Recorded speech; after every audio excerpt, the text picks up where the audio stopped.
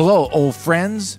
This is Mike Dawson, and I welcome you to the Silent Pianist podcast, where I interview curious people that do extraordinary things.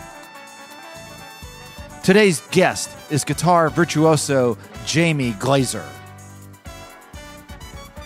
He's best known as the guitarist with violinist Jean-Luc Ponty. Jamie is one of the great guitarists of our time. He's recorded and performed with Chick Corea, Manhattan Transfer, drummer Lenny White, and Bryan Adams. Glaser recently recorded and toured with John Anderson and Jean-Luc Ponty as part of the Anderson-Ponty Band.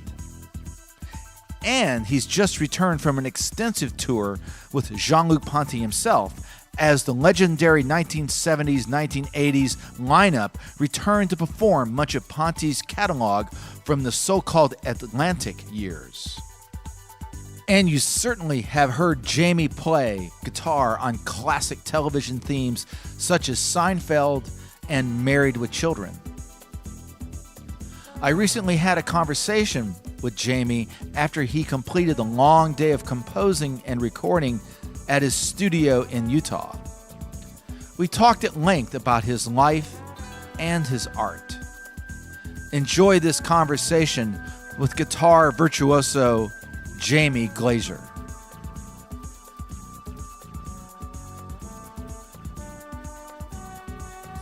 I'm just going to see if I can, always find interesting people to talk to, and I'm so honored that you agreed to take a little bit of time this evening to do this. Mike, it's my pleasure. I had a radio show for a year, and I started to get involved with all the people doing voiceovers and all kinds of stuff. It got out of hand. So I was sitting here. Of course, it was not live. So I recorded. We had a lot of the people from my page, Terry Wallman and Steve Ruff and other people interviewed, and it was great fun. I was basically trying to help other people promote their stuff, But for me, it just got to be just 6-8 hours of editing before I put it on the air, and it ended up on YouTube, and people are writing all the time, and I ran out of time. So I'm glad that you've taken over the lead here. Well, I noticed that right away, because I'm such a stickler for editing and making sure that things sound good and good levels and, nice mixture of music and interviews. And I'm doing it way beyond music. I interviewed the filmmaker, and then I've taken the time to book a couple of NASA astronauts. Oh, cool. And I've got... so I've got all kinds of things because my whole nerd thing is coming out of the woodwork here a little bit.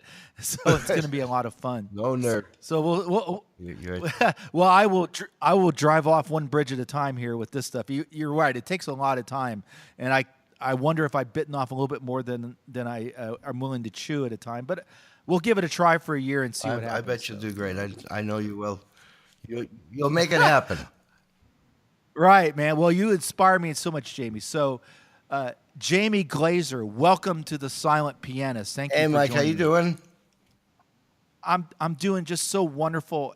I'm just so excited because it wasn't that many weeks ago that I saw you perform here in Texas with Jean-Luc Ponty, and that I know we could talk just about that particular relationship, but tell me, what was it like for you to be playing that particular era of his music in this time, the second decade of the 21st century?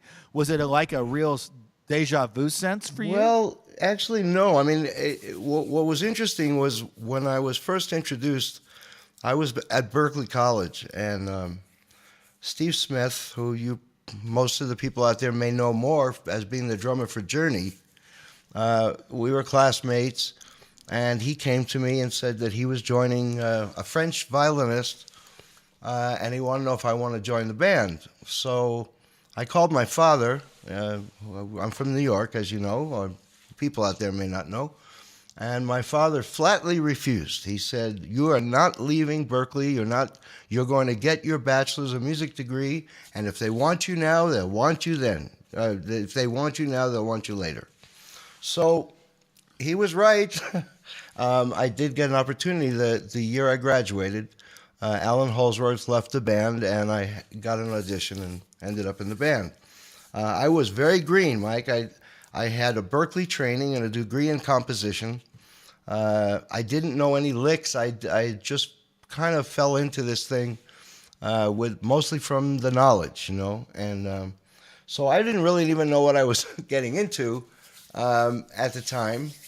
I was actually turned on to what I guess they called fusion by my teacher, my English teacher. She had sent me out as an assignment to be a critic, to learn how to be a critic. And Berklee College got tickets, and they sent me to a show by Chick Corea and Return to Forever. And the front table, about 3 feet away from the amplifiers. And that night was the night my life changed. Needless to say, and this was a school assignment. Yes, it was. I mean, we went through, the classes taught you how to be a journalist, how to do literary things, and this was to learn how to be a music critic. So on their dime, they sent me, and I remember, my dad was a pop songwriter. He had written for Frank Sinatra and Nat King Cole and Sarah Vaughan. Well, people I guess you would think of nowadays as more on the jazz side of pop, but he instilled in me. I thought that Carousel. And he wrote and your father wrote this incredible book that I actually have a copy of, writing lyrics that make sense in dollars. I have a copy somewhere here too, but. Well, that's a famous book, man. I mean, I saw it on Amazon for $1,000. If he were alive, he would faint. But he's, what we thought was jazz was Hello Dolly or Mame or all these kinds of songs we used to play, tie a yellow ribbon around the old oak tree, because they didn't follow what the Beatles were doing. They didn't follow the rock stuff. And I didn't really know what jazz was. And so when I went to the Chick Corea concert, about 10, 15 minutes in, I had that moment, and I said, I am going to play with the guys I'm seeing up here. And by the way, I'd never heard of any of them. In fact, I remember making fun of Chick Corea's name at Berklee. I compared it to diarrhea. I mean, that's really how much I didn't know. And I sat there. Didn't know about Miles. I knew nothing. Nothing. I mean, I knew my scales. That's about it. So Bill Connors was the guitar player. Lenny White was on drums. Stanley Clarke on bass, of course, and Chick Corea. And I sat in front of Bill Connors, and I watched him with his Les Paul and a Marshall, and what was supposed to be it was at the Jazz Workshop in Berklee, in Boston. And I sat there, and I was like, I need to play this music. I need to find out what this music is about. And I vowed to play with every one of these musicians.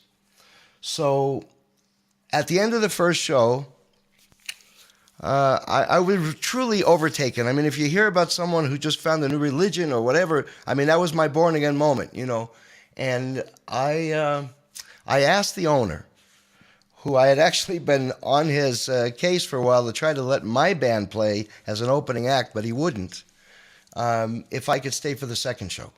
And he said, sure, stay for the second show. So I stayed for the second show, and I watched the whole thing, and I was covered in sweat, and I never perspire. Something happened to me. And for those of you who have never been to Boston, there's a thing called the T, or the trolley, and it stops at 1 a.m., or it did in those days. It stopped at 1 a.m. So I walk outside, and there is a full-blown blizzard, and it's -4 degrees outside. It's about 1:30 in the morning, and my apartment was around 3 to 5 miles away. And I began to walk. I walked all the way home. I didn't feel the cold. I didn't get frostbitten. My head was completely into this new dream I had. And that started everything. The next day, I started my first fusion band, which had the very famous Rich Gibbs. I'm sure a lot of you know who Rich Gibbs is, the composer. He was with Oingo Boingo, and then he went on to Major Motion Picture, The Tracy Ullman Show, The Simpsons, all kinds of stuff. And my brother on drums, and a wonderful bass player who's now a CEO of Sony, Dave DiCenzo. And we played all over. We were playing. I just started to write what I thought was fusion music. And so this journey started that day. And in fact, without talking your ears off, everybody, my dream came true. I ended up in the Chick Corea Electric Band for a year and 3/4. I did sessions and lots of stuff with Stanley Clarke, and he's a dear friend. I was with Lenny White's band for 2 years, and that was one of the sweetest 2 years ever when I worked with him and Shaka Khan and all the rest. And Bill Connors, the guitar player, opened for Jean-Luc Ponty in the 70s and the early 80s. So it's just, a lot of these self-help people and meditation to tell you, focus, what you focus on becomes your reality. And I was 100% an example of that. I think your question was, what was it like to do this again, right? Well, in a way, but it's such an interesting, journey to go from that very first, formative night seeing Chick Corea when he was, I'm sure it was very early in the Return to Forever canon, if you will, and then to get this gig because of Steve Smith just being a cool dude and saying, you need to get familiar with Jean-Luc Ponty and take over the mantle from Alan Holdsworth. But I suspect that nothing is ever as simple as it seems. Did you really change the way you practiced and played your instrument because of that particular concert? Because you were thinking more musically as opposed to, thinking like, oh, I just got to know my modes, I got to know my progressions. And yes, I mean, the thing is that I think growing up, my first concert was Black Sabbath, and I remember. Yeah, I remember being on the train. I grew up in Long Island, New York, and we were going to the Palladium in New York City. And I saw Black Sabbath, Jethro Tull, and then after I saw Hendrix. And so I was really into rock and roll, Meanwhile, my father's writing standards and listening to standards in the house. So I had no knowledge of Miles Davis or anything to do with jazz rock or even bebop, for that matter. So at Berklee, like every other student, I went through the real book and started to learn for my tests some songs. And, I saw that 90% of the school was playing blue bossa, so I learned it. I did whatever they did. But after that concert, my view was that I was going to emulate this Chick Corea band, this Return to Forever. And indeed, this band that I put together was called Yarbles, which was named after, in Clockwork Orange, Yarbles. Yeah, Yarbles was the word for testicles. And so we played as technically as we could, as loudly as we could. My brother my brother's a drummer, great drummer, and he still blames me for putting my amplifier behind his head at the clubs. I was so loud, it was shockingly loud. It's just, Mike, it was just off the charts. But we eventually played enough that a very strange thing started to happen, in that we decided that we needed to go to New York with the band. This was my Berklee band. And when we got there, a producer of Miles Davis, whose name is Tio Macero, very famous producer, he was interested in my band.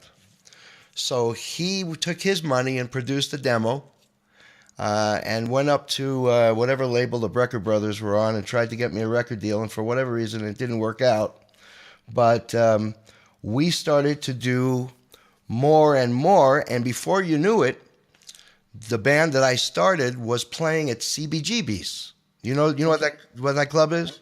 So, okay, so for the listeners who may be too young to know or never knew, CBGB's was a place where punk rock was pretty much done and born. And so here would be my fusion band.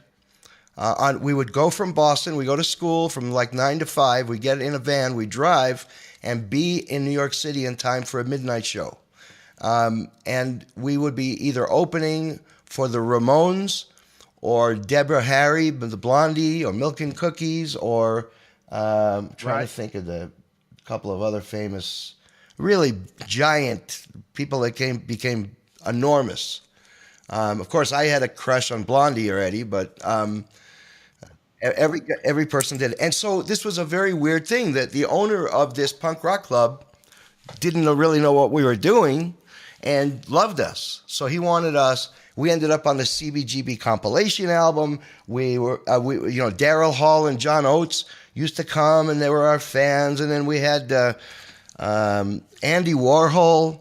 One time he came in, and during a solo of mine, he walked out, and everybody in the club walked out. I mean, every single human being, except at the bar, left. Everybody that followed Andy Warhol. So we had a great experience. But I followed in that thing, so I really don't know how it all happened with Ponty, because my brother played me a record with him on it. I remember going into my bedroom in Long Island. He said, listen to this. It's an electric violinist. And I remember saying, I don't want to hear any violinist playing.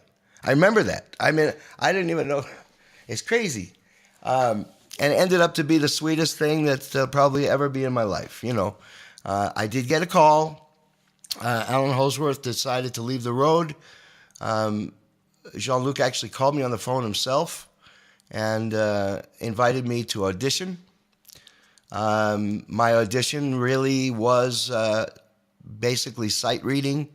I had to sight read Enigmatic Ocean Suite with never hearing it ever. And I did. And then, 3 days later, Jean-Luc called on the phone and told me that I was in the band and that they were getting flight arrangements to go to Ohio. So I arrive in Ohio, never been on, well, I was on the road with a show band when I was 17, but that was all in New York. Never done anything giant like this. And he was doing 10,000 seaters at that time. And I show up at the lobby. And in walks Alan Zavad. You know Alan, right? Yes, I saw him with Frank Zappa. Okay, so it was Alan, and it was Ralph Armstrong on bass, and Steve Smith. And I'm sitting on the couch of the Holiday Inn, and the three of them walk over to me. They remember, because I just auditioned a week before or so. They said, hey, what are you doing here? Who are you playing with? And I said, well, I'm playing with you guys. And Jean-Luc had never told the band. They never told, Jean-Luc never said a word to them. Right. And that same night, I walked upon the stage, and I heard this announcement that, well, I don't want to cry on your radio show. It's like, Atlantic Records proudly presents Jean-Luc Ponty and his band. And that was it. It was from that moment till this very day, that was the moment. And it was an amazing experience. I mean, just amazing. And we, of course, in those days, we were kind of rock stars. We had $100,000 advance or $150,000 advance from Atlantic Records for touring. We were in limos all the time. We had the girls. We had the whole thing. There was no difference between, and we were on the pop charts. We were on Solid Gold. We were on television. We were on, every other week we're doing another TV show. It was magnificent and just amazing. Just amazing.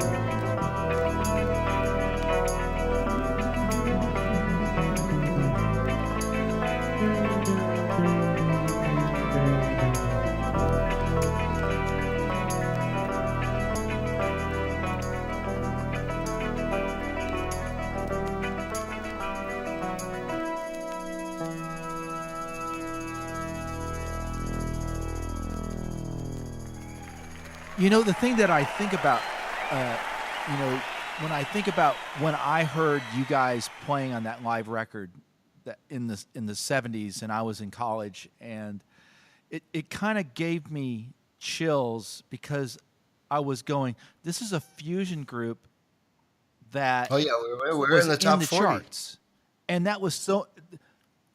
Yeah, it was so unusual to for me. I mean, I guess I heard Chick Corea doing "Light as a Feather," doing Spain and stuff like that. But to hear, that those compositions, and I was at the time in school, and I was studying, kind of the music, maybe in a smaller degree than what you were doing. But what struck me was just the creativity in that particular group of musicians that you were a part of. And I think it was a unique time back then. I don't know what it was or what it is. Even now I think about it, is like, I think groups were allowed to experiment, that were on, big labels with big distribution deals.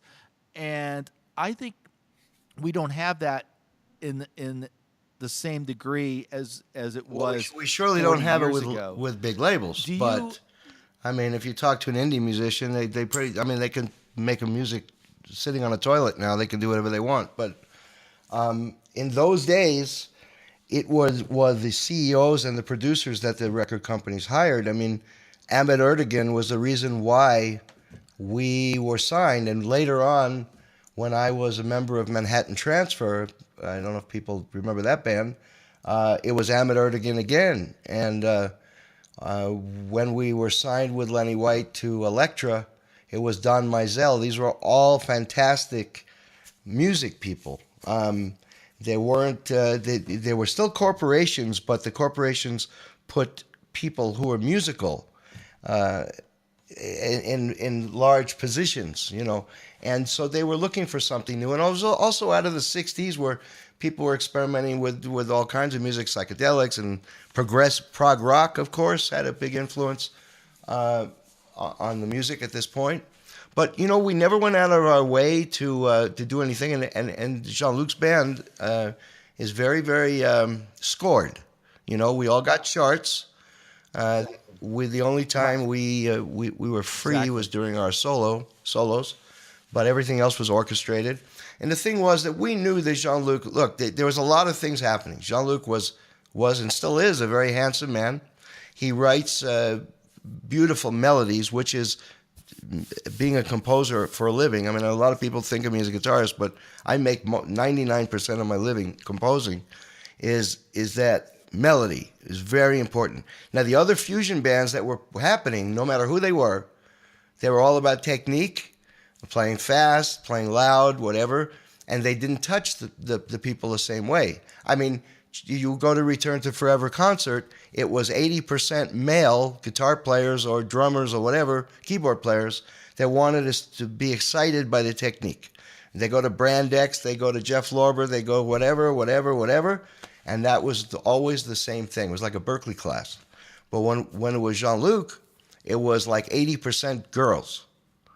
And we were riding that whole thing, We all wanted to be, I mean, Rayford Griffin in the second portion after Steve Smith, he's all about fashion and looking good. And, I mean, we don't think, like, I'm not telling you that music wasn't paramount. It's just that we knew we could take care of the music, and it sounds pretty egotistical, but this band, particularly the band that you saw, which Wally Minko and Rayford and Barron and myself, and of course Mr. Ponty, that band, I mean, I'm closer to those guys than I think I am all of my family except for my brother. I mean, there is a history of years on the road, of recording several albums together, of being stuck in airports, of doing stuff I can't even talk about here.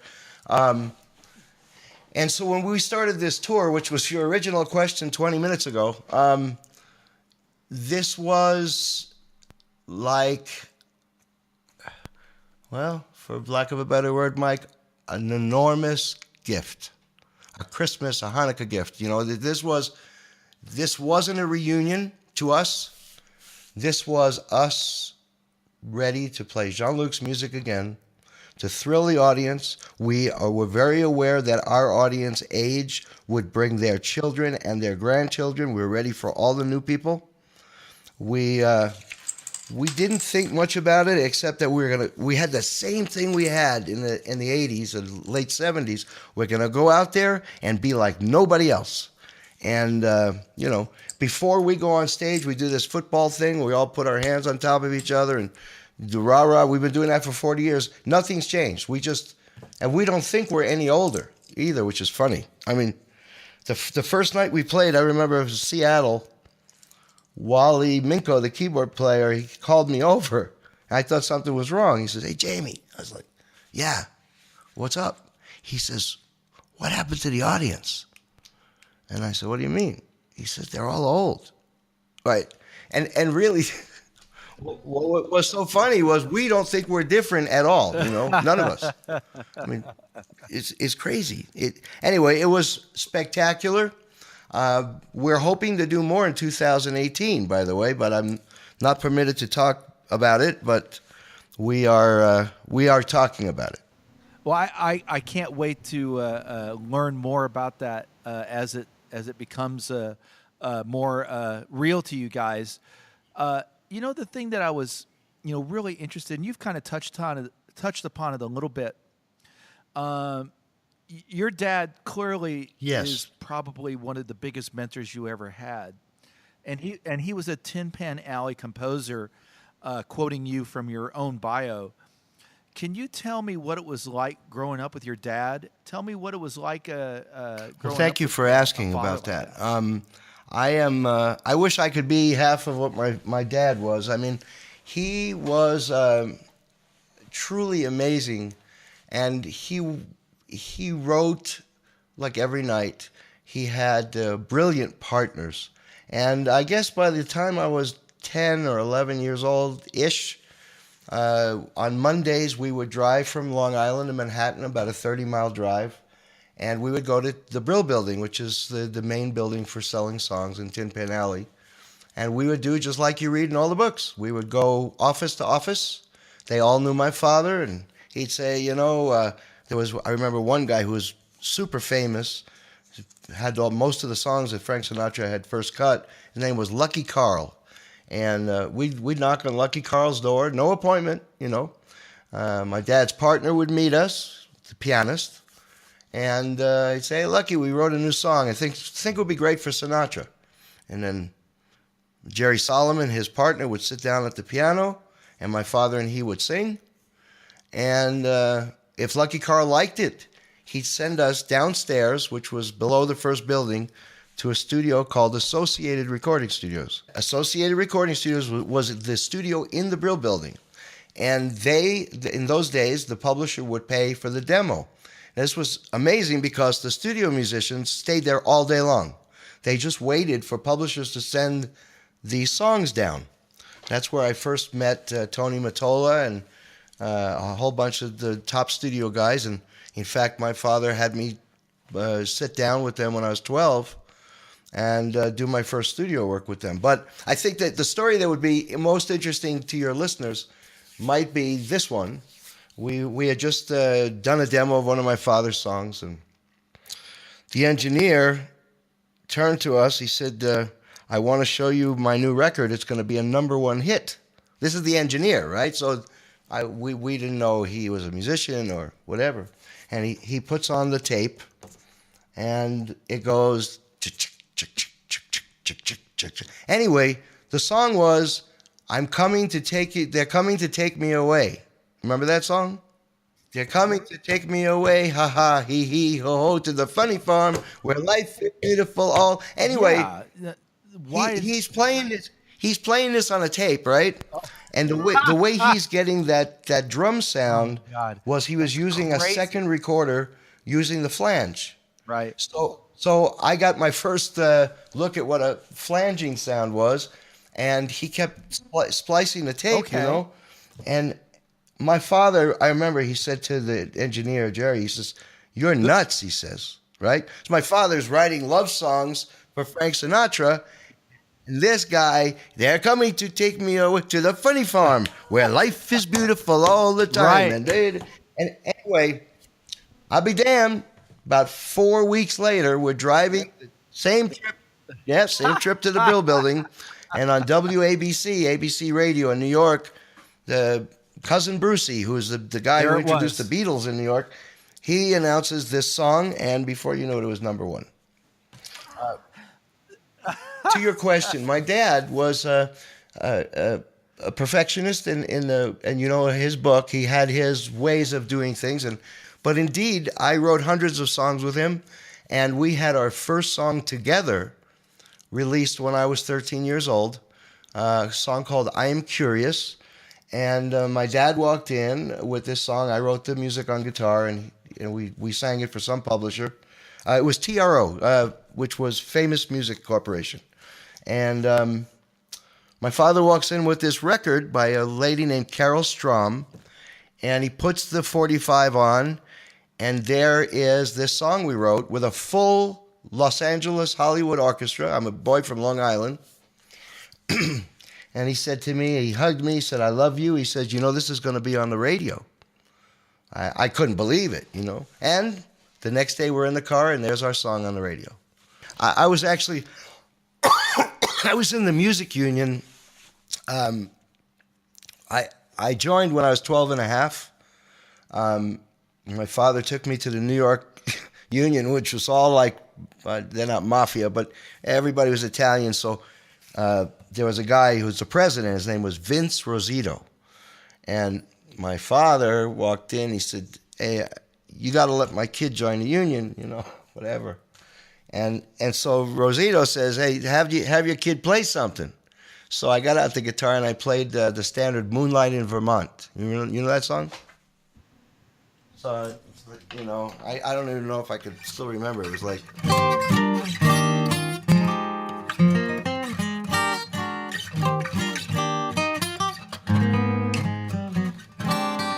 Can't believe I remember it.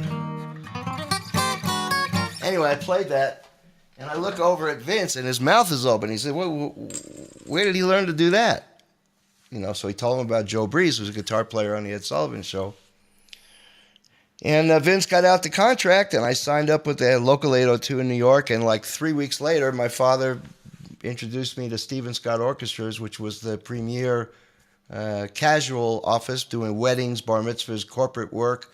And I began to work. I had a wallet full of money by the time I was 13.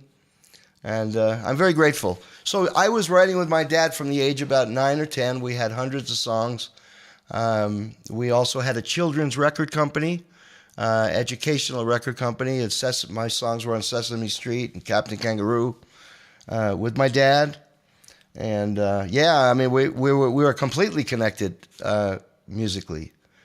You know, the thing that fascinates me, you know, with what your story is about, you know, writing these songs with your dad.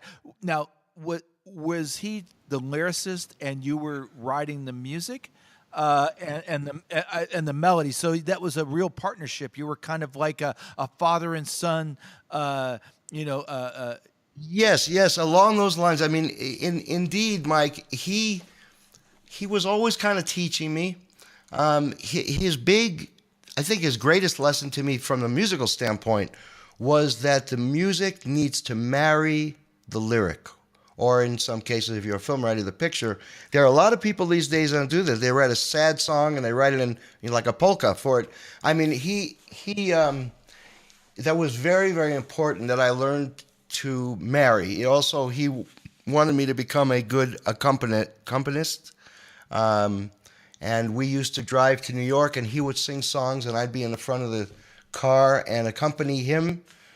He would tell me, you know, don't play over my words, this kind of stuff. Yeah, he was kind of always teaching me. I'm kind of making him sound mean, but no way. He was always loving. And then when I began to write my own lyrics, I don't know, maybe at 11 or 12 or 13 years old, and I would take them to him after dinner, and he would correct them. And he'd tell me why this wouldn't work, you know. It's funny because he guided me through everything. To the point where before he passed away, he actually passed away on my birthday. which people feel sad about, I guess. But I think it's incredible, actually, that what happened. He had cancer, and he was in a coma. And before he went in the coma, he said to me, "I will tell you I love you and happy birthday on your birthday." So the morning of my birthday, I got a call from my brother Randy. He says, "Dad wants to talk to you." And I was shocked because the last I heard, I was going to get a flight to New York to hopefully catch him before he died. And I was in Los Angeles at the time, living in Los Angeles. And the phone rings, and there's my father. And he says, "I love you so much. Happy birthday." And he hangs up the phone. And then the phone rings, and my brother calls. He says, "Dad just died." It's just, yeah, I mean, you hear these stories about people on Christmas and Hanukkah, and but that's exactly how it happened. It was probably 2 minutes later. 2 minutes, he passed away in my brother's arms. But he kept his word. He kept his word, and I, of course, I was making good money. I was doing a ton of Hispanic studio work, a lot of television work, jingles, movies. I had a lot of money. I was living the high life in Los Angeles, and I could leave anytime I want, go to New York. And I told my father, I said, I want to come visit you. And he said, no. He says, "You need to be in LA making music, right?" And finally, I convinced him like a month before he passed away that I was, I'm not going to listen to him. I'm coming to New York. But even when I was standing by him, he voiced that. He says, you need to be in Los Angeles. That's where you live. Don't worry about me. I'm going to be fine. Which, of course, was his way of protecting me. But yeah. Sure, that's what that's what our dads do. They always look out for their kids, and they're always sensitive to that. But clearly, he was probably the greatest influence in your life. And I'm just stunned by the story that you're conveying to me. You were talking about mentors, though. When you talk about other mentors, you had alluded to, Jean-Luc Ponty. I'm sure he had an influence on you personally as well as musically. But there was another man that you had mentioned that I wanted to ask you about. So tell me what it was like when you were in school and you were being acquainted with William Levitt. I sure can, Mike. And this is the end. Thankfully, and I'm so grateful. I always love doing interviews, and I especially look forward to this with you because you're such a tremendous musician and person. I know we listen to your CD, which we love here, and I try to tell people about it because you're a great talent. And so this kind of, I get interviewed by all kinds of people. Often, I have a PR company. I work with a PR company. So, I get called by metaphysical magazines, all kinds of stuff. Sometimes I don't have no idea why I'm even being interviewed, but it's such a pleasure to speak to you because I think that your listeners would, since they respect you, they might Sure. get the emotion from this rather than another musician talking about their bios and their accomplishments, which I hate that. People ask me all the time, "Well, what did you do? I tell them, "Here's my website, go look." Because I know other musicians will rattle off every freaking thing they did all week, but I can't. Aside from me writing to you on Facebook that I was up for 16 hours. But as to your question, for those people who don't know, Berklee College of Music is in Boston. It's an enormous school now. The Boston Conservatory has combined with it, but it's not Berklee in California, not affiliated with that. And Berklee College was one of the only schools in the entire world that recognized guitar. That's not to say guitar wasn't taught at Juilliard and North Texas State, but it was always classical.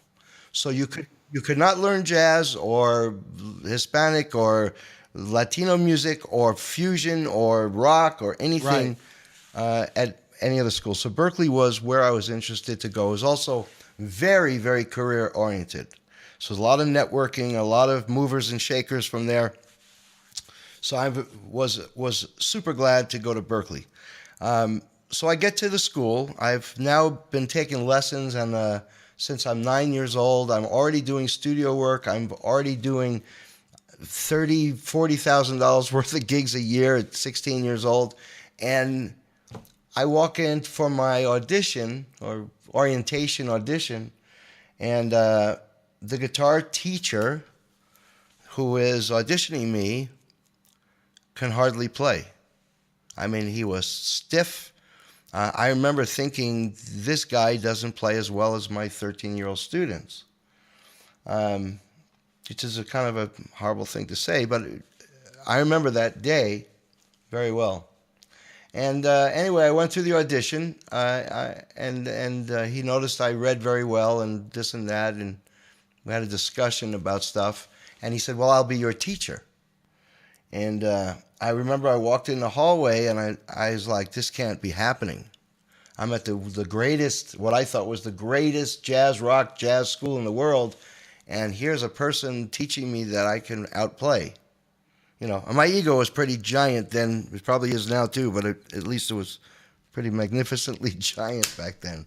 So I walked around, and I said, you know, I get one chance at this. I'm going to knock at the door of the chairman of guitar, the person who wrote all the books for the school, who made the guitar program, who made Berklee famous for guitar players. And I timidly banged on 5K, which was the room number. And this guy with like super long hair, at least to me, who walks out. And I just peeked through and I said, Mr. Levitt, Mr. Levitt, like that. And you know, I was scared of my wits, to be honest with you. It was the third day in college. I was in a new state. I mean, everything. I was scared as crap. Mr. Levitt. He says, come on in, just like that. He's robust, sitting there with a $25,000 D'Angelico, a cigarette in his mouth, and he's just at his desk, you know. He said, what can I do for you? I mean, really robust and energized, you know. And I said, well, I'm Jamie Glaser. And, you know, I started to explain, and I told him about my exam. And William Levitt, he says, well, why don't you sit down and play something for me? So I sat down, and I got my guitar out, and I played a couple of things. And he looked at me, he says, you know, what do you think about this? And I said, what? He says, what do you think about being my student? And it was like that day we talked about earlier in the interview, like with Ponty, with Return to Forever. I mean, this was like lightning. I mean, to me, like the guy who did everything that made the Berklee system of guitar was going to grace me, was going to honor me by being my teacher. And I remember I sat there and I promised him, I said, Mr. Levitt, I will do everything you say. I will practice so hard. I mean, it was just like you're talking to your father, you know? Right, sure. And indeed, that's what happened, Mike. He became my father, my surrogate father. He met my father. He promised my father he would take care of me. And he did from that day till the fourth year, till I graduated at that school. And I got a little story about that if we have time. Oh, go right ahead. Because I don't usually get to tell this story. I want to hear it. All right, so Bill Levitt was an amazing instructor. We had a lot of stuff in common. He was a composer. He wanted me to not learn guitar like the people at Berklee. That's the first thing. Because at Berklee, if you could read some, you knew some licks, you could get your degree, your performance degree. He told me he didn't want me to play like other guitar players. Therefore, he wanted me to take composition. And he wanted me to treat the guitar from a compositional standpoint instead of a lick and guitar chord book person and the way everybody else did it. So I said, yes, I would do whatever he said. And then he was the first guy. He said, you know, synthesizers are the way to the future. I'm going to put you in electronic music. I know you play a little piano. I said, Mr. Levitt, I'm a guitar player. I play some piano. I don't want to learn that crappy synthesizer. He says, no, I want you to do that. Do that for me. Well, here we are. I'm 62 years old, and I make almost my entire living playing keyboards, playing synthesizers, you know. Right, you're sitting there with the Yamaha motif and all these other. I never write on the guitar. I don't think I've written a song on guitar in 20 years. But I mean, it's all because of him. Everything, you know. So anyway, the story goes like this. So I'm out of school, and it's the first year I'm out of school. Been studying with Bill Levitt once a week for 4 years, and Jean-Luc Ponty, we're at the top of the charts. And we're going to play the Berkeley Performance Center, which is the theater that's on the Berkeley property. It's actually very famous. All the most famous bands, including rock bands, play at the Berkeley Performance Center. So, of course, I can't wait for Bill Levitt to see that I'm famous. And I was, you know, relatively speaking. Wasn't Michael Jackson, but we were on television every day. I mean, people were ripping our shirts off to get autographs. It was a nutty time. So I went from the hotel running like a 9-year-old through the streets, Boston, to that room 5K, the 5th floor of Berkeley. I ran up the stairs. There's an elevator, but I ran up the stairs. I couldn't wait to see Bill Levitt. But it was all because I wanted to show off, not so much that I missed him, right? I knock on the door, and I mean, the hug the embrace was like, you know, like God was there. And I said, Bill, we're at the Berkeley Performance Center. Please call your wife, Ginger, and be my guest, you know. And his response to me was, I'm so sorry, I can't be there. Can you imagine that, Mike? I can imagine just about anything. So please continue. I can't be there. And I was like, what? You know, first of all, being a rock star, I mean, you're a well-known musician, even famous, so you know there are things, your world changes, right? So I couldn't even believe my ears that he wasn't going to come to see Ponty. Forget me, you know. He said, look, Ginger, that's his wife's name. Or was his wife's name. He says, Ginger makes dinner for me, and I don't want to disappoint her. He says, so I can't come to your concert. And he was so close to his wife, and they lived in a town called Framingham, which for those people who know Boston, maybe it's a half hour from where Berkeley was. So he was going to go home. And I don't know if I was going to cry or what the heck was going to happen. But Bill Levitt says, look, I'll tell you what. Why didn't I come to your sound check? So, of course, I said, of course. I was disappointed, but of course. So we get to sound check. I'm doing my sound check. Bill Levitt comes. He's on the side of the stage. And we do 2 songs. We did Enigmatic Ocean. And, you know, I can't remember what the other one was, but I remember it was Enigmatic Ocean, and I'm going to tell you why. So I get off the stage expecting 1,000,000,000% that he was going to oogle over me. I'm his student. I'm with one of the most famous bands. I'm in a jazz rock band besides. I'm a Berkeley graduate. I mean, every reason, you know. I had endorsements with musical instruments. I mean, I wasn't a student anymore. I was his student and made it big. It wasn't about him, right? And so I get off the stage expecting some adulation, something. He says, Jamie, I need to talk to you. I'm like, okay, what? I mean, he didn't say great job. He didn't say nothing, Mike, nothing. I need to talk to you. I said, okay. He says, you know in that passage where that D minor is? I said, yeah. He says, you should use this fingering. He told me to change my fingering. I did the freaking album. I did the tour for a year. And I remember inside of me, I was so angry. Like, who the F are you to tell me how to finger this? And there's an added thing about this, by the way. He never picked up the guitar in 4 years, ever. Not once. The D'Angelico sat by his side. He never touched. I only saw pictures of him playing with the NBC orchestra. I don't know that he could actually play. Never touched the guitar. Never, ever, ever, ever. Everything was on the blackboard, and he placed my fingers places. So I'm thinking, you bastard, you never played the guitar. You know, in my head, you probably can't even play the guitar. Blah, blah, blah, blah, blah. And suddenly, I'm getting emotional. Suddenly I realized that he loved me so much that he was going to still help me, still show me the best way to do stuff. I don't know if I ever felt that loved again in my whole life, ever.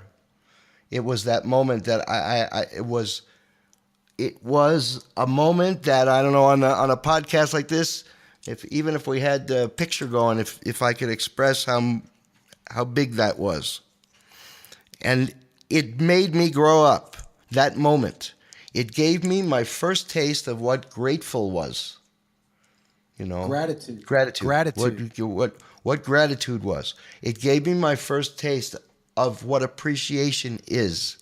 It gave me my first taste of always admiring others and never putting myself above anybody else, ever. You could be proud of your accomplishments, but know that it's just, you know, that's what it is, you know. It's like everything changed. But I think that the main thing, Mike, was that this love enveloped me. And it happened quick. I mean, I as I said, I was super angry. I don't know if I showed it. But I know if my brain was, you know, I'm a pretty manic kind of guy. My brain was going 100 miles an hour. You bastard, how could you do that, you know? And it didn't take a couple of minutes. And I write in my book, Hear the Silence, that he was like a guardian angel. And the reason why I say that is because he had a knowing. When I looked at him, when that transformation happened to me on the stage, it's as if he knew. And when I think about it here now, was 40 years later, I can picture it, you know, everything about it, the smell, the tactful, every single emotion. That's how strong it was. So if you think about your life as kind of like a film, that was the moment, and I can picture his face, and it was like, okay, if you believe in God or the universe or whatever power, something was there to protect me, to teach me, to send me on my journey. And every single thing in my life, everything changed that moment. Just from him telling me my fingering was crap. And so, you know, when I do my meditations and when I thank the universe, I feel way more blessed than just having great gigs and been lucky and have a lot of good friends and having usually the funds I need and all the usual material stuff. But I feel lucky because someone has given me these signposts, you know, Mike? The thing is, you can see a sign and not pay attention. You can run it over in your car, or you can pay attention and not go in. And so I think more than the signpost was the realization that I need to pay attention to the signs.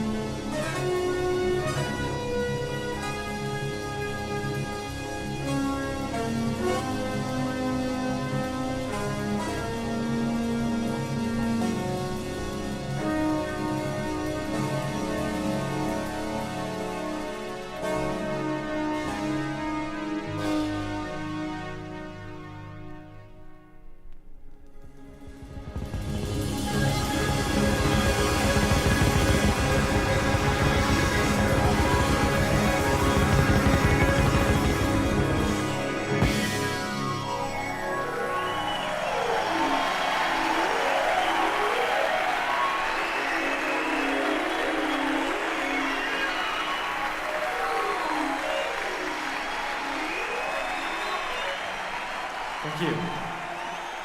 Well, you know, when you have people in your life like your father or Mr. Levitt, you know, you become sensitive to those signposts. And, you know, Jamie, your life speaks volumes that you're a man that does pay attention to the signposts.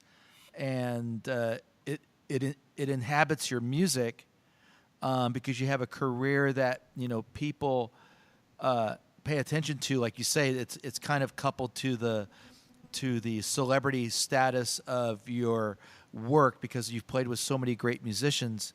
But it seems like in that moment with your teacher that it was kind of a beginning of grounding you so that you're not only did your music become more real to the audience and to yourself, but it seems like that it really impacted your personal life in a big way. I mean, I can only imagine that you have a number of people like this, and maybe that was the beginning of where you were more present to have that sense of gratitude and have that sense of appreciation for how extraordinarily lucky you are in being able to make great music with these great musicians And what I take away from it, Jamie, is that I've only seen you a few moments at the end of a couple of shows that I've witnessed you perform at, but you're so very gracious to people.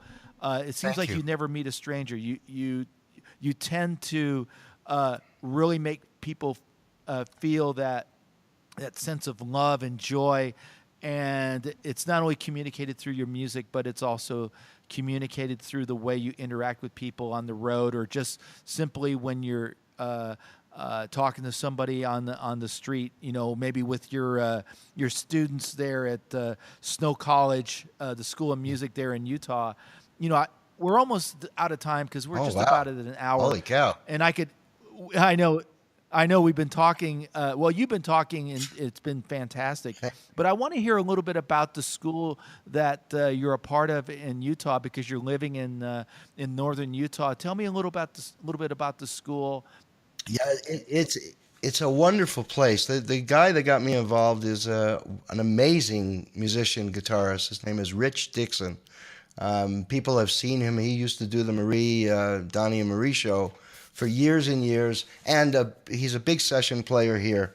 And I kind of set up my own clique here in Salt Lake, because I want to do this in the friendliest way I can do it. It's very cliquey. The first day I moved to Salt Lake, I felt like a big deal. I was doing Seinfeld and 10 other shows, and I walked into a studio to introduce myself, to make myself available to their studio work, and they told me straight out, they said, "Look, we're a big fan of yours. Would you sign my albums?" I said, "Sure." Then they told me, "Look, they don't have any work for me, because they grew up with 3 guitar players here, and that's who they feed. And if all 3 of them ever get sick, they'll call me." I mean, in Los Angeles was completely different. I mean, I broke into the biggest scene, and for a while it bothered me here. But somewhere along the line, I became friendly with this Rich Dixon, who is a wonderful friend, and I admire greatly as a musician and a person. And he introduced me to this Snow College, which is a full university-style college. It's been here since the end of the 1800s. The music program is part of what's called Horn, Horne, School of Music, and at one point was a satellite school for Juilliard. So, yeah. So we had a bunch of the faculty from Juilliard visiting us on a regular basis. We got equipment through Juilliard. And it became quite a place. I'm not sure what the situation is with Juilliard at the moment, but when I started, it sure was, and they still do trips to Juilliard and do things. But we were a full-out satellite of them before. The professors are great. The jazz program is great. They have a wonderful classical program and vocal thing. And I'm very, very happy there. I had taught at Guitar Institute, GIT, in Hollywood for many years, and that was a great gig. But this is a whole different thing. I'm teaching. I have 6 students, that are all going for their bachelor's. So I can't wing it at all. I've got to prepare. In fact, I teach tomorrow, so I've got about 5 hours of prep to do. Very proud of them. Very, very proud. And then I lead a combo, which is a commercial combo. They do like classic rock and other stuff. But I don't just lead them. I teach them about production, about contracts, about even what to do, what the difference is between mechanical royalties and regular royalties. Everything that would pertain to their growth once they're out of school, and it's a wonderful experience, and it's a great school. It's in a little place called Ephraim, Utah, which is 90 miles from my home. I love the trip. It's 80 miles an hour almost the whole way. It's gorgeous. I mean, that's yeah, it's real nice. I mean, you go through a canyon, and there's 2 little towns on the way. One called Moroni, and for those people who know anything about the Mormon religion, that's a big part of that, Moroni, and Fountain Green, another little town, and then you come to this Ephraim which is where the college is. And it's just fantastic. I mean, it's also with my life here, it's been, thankfully, thank you, universe, it's always seems to be busy. Plus, I have 15 pets to keep me busy, as you know. How's it's your nice new attendee in your home, Mia? Mia is, thank you. She's doing well, or he. I don't know what it is. With parakeets, the thing is with parakeets is that they're, what do they call that part of the beak? Darn. The cere. It's called the cere. It's the top of the beak. If it's, let's see if I have this backwards. If it's pink, it's a girl, or if it's blue, it's a girl. And they're one of the parrots you don't really have to do DNA tests on. Problem is, when the seasons change, their ceres and their beaks can also change. So I'm really not positive she's a girl.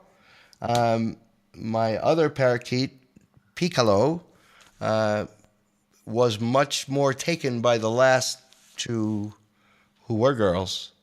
But they're friendly. Mia's doing great. She loves her freedom. And thank you for asking. I always love getting a little insight on your saga of the birds and the animals.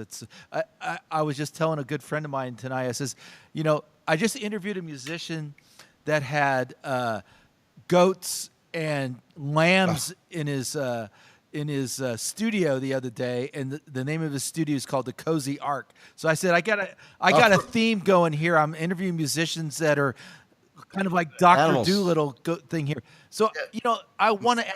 My studio is called Zoo Studio, so See, I don't know how this is happening, and all I have is a pet rock. So I wanted to ask one more thing, Jamie, before we call it quits here. And before we call it quits, I want to thank you very much for the honor of being with you. Thank you so much, Jamie. The honor is all mine, sir. This has just been a joy to hear about your journey through your music and your life. But I had to ask you about Milagro Studio, and you were mentioning a little bit about some of your love of Hispanic music. What was it like hanging with Gloria Trevi? Well, I could tell you a little quick bitty. I was working, her producer's name is Sergio Andrade. I'm sure if you know that music. I was doing all the top Hispanic records. I probably did 20 a year, maybe. Jose, and all these rap artists and disco and whatever. And then Sergio Andrade told us that Gloria Trevi was like the Michael Jackson of Mexico. She had her own television show, her own radio show. She had a calendar. Millions of people come to see her. And I got hired as a studio musician, a triple scale, to do her album. So I did her album, and it was like Jimmy Johnson on bass and Vinnie Colaiuta on drums. It was really something else, man, in those days. Did you go to school with Vinnie? Yes. In fact, Vinnie was my roommate in L.A. for 6 months. We lived in a house that I rented. He lived with me. He had no place to live, so I took him in. Things are different now. I love Vinnie. But yes, Vinnie was my roommate, and he still is a dear friend. So I'll tell you the story about Gloria. So we did the albums, and then I did a little bit of the touring. Very strange to tour with her because they did what's called palenque. These are concerts in the villages that had chicken fights. Yeah. Cockfights. Right. And they would have 5,000 people in a theater, and I would be in the dressing room warming up the guitar with chickens all around, pecking each other to death sometimes. And as an animal lover, this was killing me. They put the I don't even want to get into it. But we did a bunch of that stuff. We did some big concerts, Anyway, the story I want to tell you was Sergio Andrade. If you know anything about the history of Gloria Trevi, I think he's in jail for the rest of his life. He did some very bad things, and he made slaves out of the background singers, the girls, and Gloria was signed to him for a long-term contract and was a bit of a slave to him. And so his rule was that none of the musicians could sleep with the girls or kiss them or do anything with them. And he proved that one day by coming into my room with a gun and shooting all the lights in my hotel room. In Mexico City, he wanted to make sure that I didn't have sex with any of the girls. I mean, especially in Mexico, they had a Mexican band and me.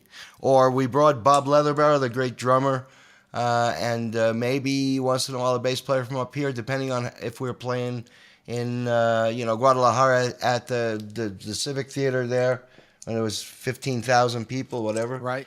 But it was a great experience. I did 5 years with her, and it was nice. But and having been her guitar player opened the door to, like, every pop artist in Mexico was trying to get me on their album. It was a brilliant time, player, Mike. It was wonderful. Jamie, the last thing I wanted to ask you, was there a particular guitarist that might have been from South America, Central America? Like for me, I was really into Egberto Gismonti. Oh, sure. And I really love that kind of playing. Was there anybody that grabbed your attention in that way that you can talk about as maybe a way to kind of conclude today? Yeah, the truth of the matter is that my job for all the records I did in Florida and Mexico was that of being a rock star, being the Los Angeles Tier 1 studio musician. So they never wanted me to do anything that was influenced by any Hispanic music. It was me or it was Mike Landau. I'm sure you've heard of Mike Landau. And sometimes Michael Thompson and me. It were the three guys who did all the pop records. They never wanted us to play anything that was remotely Latino. Later on, I worked for, and still work for, and best friends with a guy named Daniel Indart, who's Latin music specialist. And his company is brilliant. He brought Hispanic stuff to Anglo companies. For example, we were doing jingles for Carl's Jr. and for Wells Fargo and McDonald's and on and on and on, where these companies didn't know who to look to have a mixture of Anglo and Hispanic stuff. And in that case, once in a while, he would play me something from Argentina or Brazil and have me kind of emulate it in the back, but always with the Anglo stuff on top.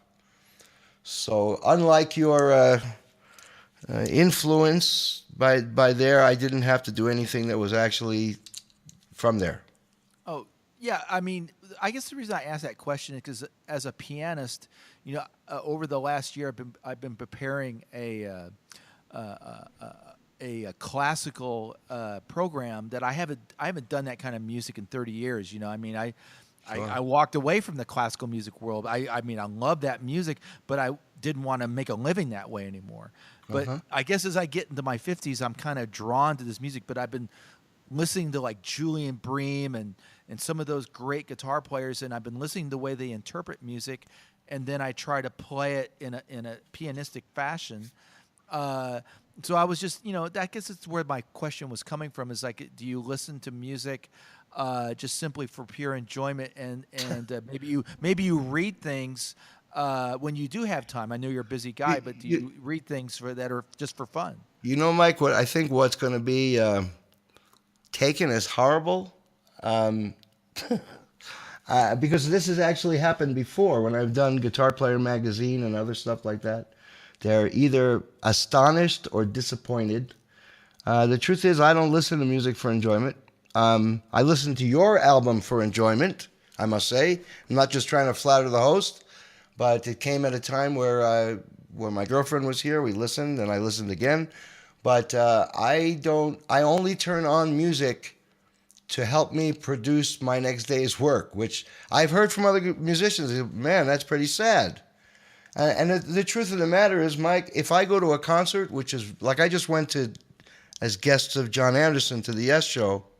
Yeah, absolutely. And I think it's different because John is a dear friend now. I mean, truly a dear friend. And I took an interest, but I can't go to concerts because the minute I get to a concert, I analyze the orchestration. I even take pieces of paper. I write down ideas. I can't enjoy. it comes off kind of weird. It's not that I don't enjoy music. I mean, the other day, my brother sent me a video of the band Knower. You know the band Knower? Nope. Oh, no, wait a minute. Maybe I do know. check But it? anyway, tell me about it. Anyway, I was blown away with what I saw. It was a YouTube video. It's 3-4 minutes long. It was beautiful. And I actually bought one CD in the last 10 years, which was Dirty Loops. But I don't, when I'm in the car, I listen to, I don't know, talk radio or whatever. Because, it's like today I did, in the morning, I had an assignment for CBS, which was to compose something in the style of Justin Timberlake. And then in the afternoon, I had a recording, mixing, mastering for a guy who I've written many things with in Arizona, which was a song about the monuments in Washington for the dead soldiers. And so I listened to a couple of military things just to be influenced by that. And he's a country artist, so I listened to some of that. But I think I have like 6 CDs in the house. I don't have time to listen to music. I'm always working. Right. Well, I mean, in a way, I can really relate to this because when you're incredibly creative as a vocation, I'm sure there was a time in your life much earlier in your education that you probably listened to tons of music, but now that you're living or let me rephrase it, you have a career that spans many decades. Maybe that's the way you decompress. You're listening to maybe Terry Gross on NPR, and you're just listening to an interview of something that has nothing to do with music. You're just, because that's the way you kind of turn it off for a little bit, because you can't go to the concerts anymore because you're always in kind of analytical techniques mode. And I can understand. It's kind of a combination. Totally it's a bit difficult to explain because it's not that I don't enjoy it. Like I say, my brother Randy sends me videos like YouTube stuff because I don't search YouTube. I don't hang out on the internet. People on Facebook think that I'm there 24 hours a day, and I have software that posts for me. I mean, I have a separate social media business I do, so I've got all kinds of advanced stuff. And then when I can get on at 2 a.m, I respond there because that's the most important part of social media. Is responding and letting people know they're being listened to and enjoying other people. So I do that, but initially the software posts for me. I mean, it's this world, right? So like in July, I had the great, super honor of being part of the tribute for Alan Holdsworth at the Iridium in New York. And so for 3 weeks, I listened to Holdsworth because I listened to stuff I had never heard hardly any of it. I mean, I had heard it, but I never heard it like I was going to enjoy it. It was just amazing. But then I said, well, I wonder what he's doing because I have to perform this, So after a while, I heard Holdsworth, and it was like 4 a.m. I was like, okay, let's see what this was. Oh, this is a guy making believe he's Holdsworth. Let's watch that. So I end up watching some stuff, and so it's not like I don't listen at all. It's just, I mean, it's weird. I've got the APB album here, Anderson Ponty, John Anderson and Jean-Luc, the band we did before. I've got the disc here on my table, and I've never heard it, ever. I've never listened to it once. I have no idea if it sounds good or not.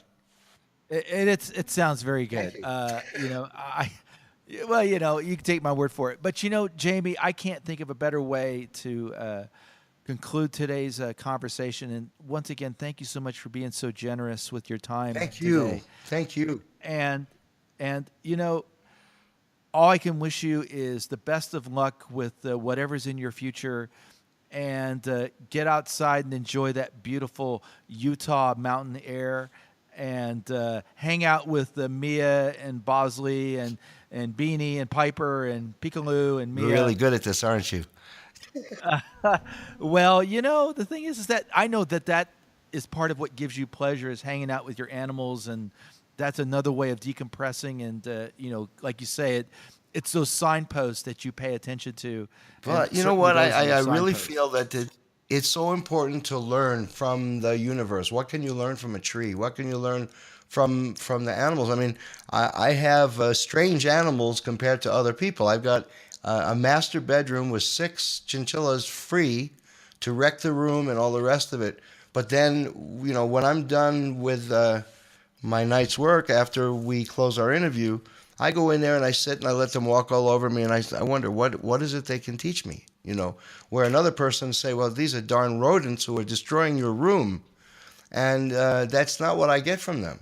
You know, I get that they're valid and valuable, and I need to learn their language. So it's like writing a new song, Mike. It's like a brand new symphony. And just in addition to what before we close about listening to music, one thing I do quite a bit since I'm responsible for orchestration and arranging is I get scores and I listen to classical music. Everything from Bach to Schumann to Debussy to Horst to whatever it is, and I study the scores.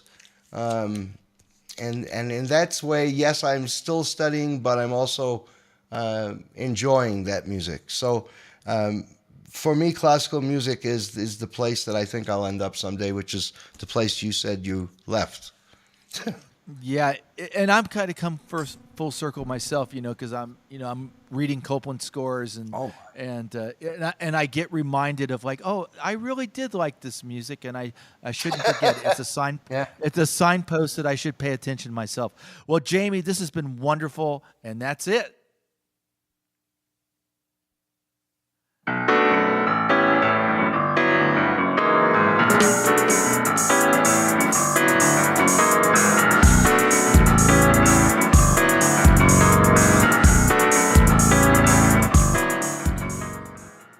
An extraordinary interview with Jamie Glaser. Hearing him talk about his father and his teachers is so touching to me. Be sure to visit jamieglaser.com to learn more about his action-packed life. And you can buy his book, Hear the Silence, at Amazon. The Jean-Luc Ponty live album that you heard today was from my own vinyl collection and was originally recorded in 1979. I have to pinch myself that I finally got to meet one of the musicians whose musical artistry changed forever my perspective as a young musician living in the New Mexico desert. My name is Mike Dawson, and I am the Silent Pianist. You can find me at my band's website, roarelectra.com, or at my Twitter, at Mike Dawson Music. And you can find the Silent Pianist podcast anywhere podcasts are found. Goodbye, old friends. I am the Silent Pianist. See you next time.